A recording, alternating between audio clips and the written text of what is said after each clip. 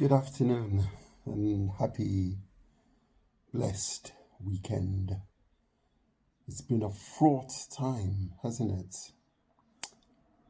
It occurs to me that the covert incidences of racism and stuff have now put the UK and the US and the Chinese on the same level as Nigeria or Africa. In Africa, it appears that there is no attempt to even cover up the fact that every level of society oppresses those beneath them. And those beneath them look up and worship those above, even though they're being oppressed, even though they're being swindled, even though their livelihoods are being taken away from them through corruption, through diversion of funds meant for them. In the UK and America and other so-called first world countries, these kind of oppression have been under G, as they say, not so obvious.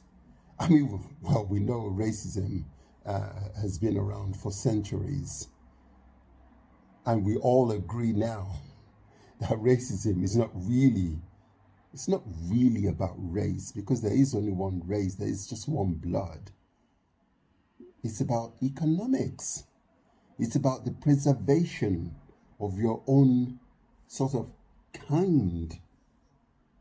You say, okay, because I'm white, I have to preserve my own kind. And so anybody who is different from me has to be disadvantaged, disenfranchised. I mean, we can just consider South Africa, where for some odd reason the whites had all the power, all the weapons, all the influence to be able to come in and oppress the majority black population, disenfranchise them from their own land, treat them like animals, like the Americans did to the blacks way back and still are doing anyway. So you see, it's the preservation.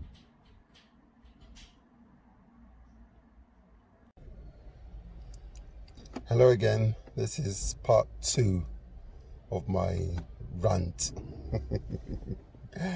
Yes, I was saying it's the preservation of what you consider to be your kind or your color or your privilege. There are probably in documents conditionalities that no matter who's in power, the oppression of the minorities has to be foremost.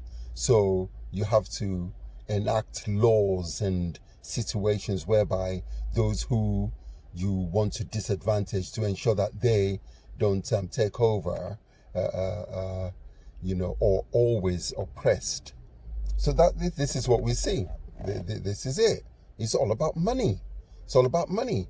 If all the blacks were eradicated from America or whatever it is, who are they going to pick on next? Remember, during the slave trade, there were Irish slaves, and they're whites. I remember there are Irish Americans who, of course, oppressed blacks as well. So every layer of society oppressing the people below them. It's as simple as that, because you want to preserve what you have.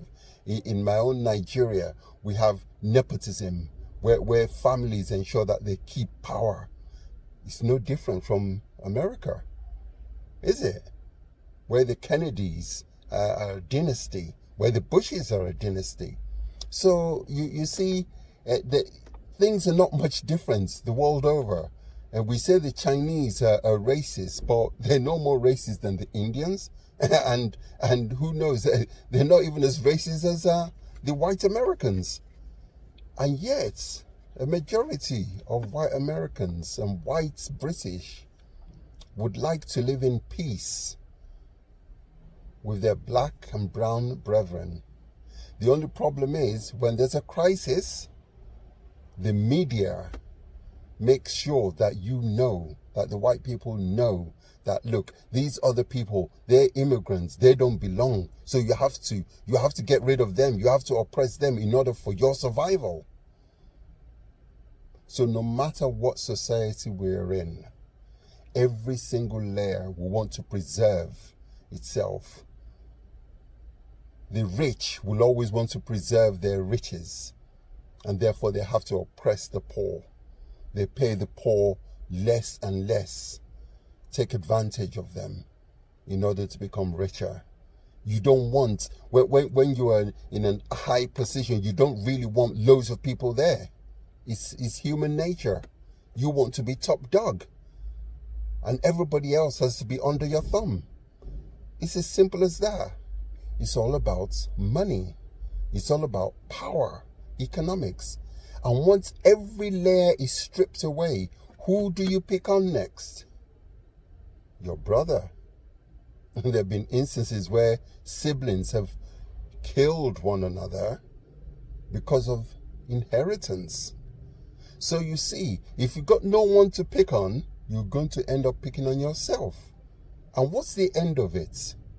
You end up killing yourself, because if you're the only person left of your kind, you say your special kind, if you're the only one left, what is there?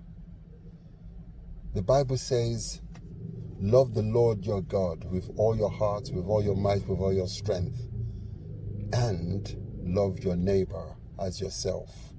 That is the whole of the law. Can we not try doing that? Yeah, when the police are harassing us, can we not think, oh, if I treat them as I would treat my own family, why would I harass? Because I think I have some kind of power, or I've been given the liberty to kill at will, or these people are 3/5 human anyway, so what does it matter? And of course, the law allows them to get away with it. So there you go. Let us look after one another. Let us help one another. Let us love one another. Let us treat each other as we wish to be treated. Because one day, the tide will turn. The tide will turn. And if the shoe is on the other foot, happy weekend, y'all.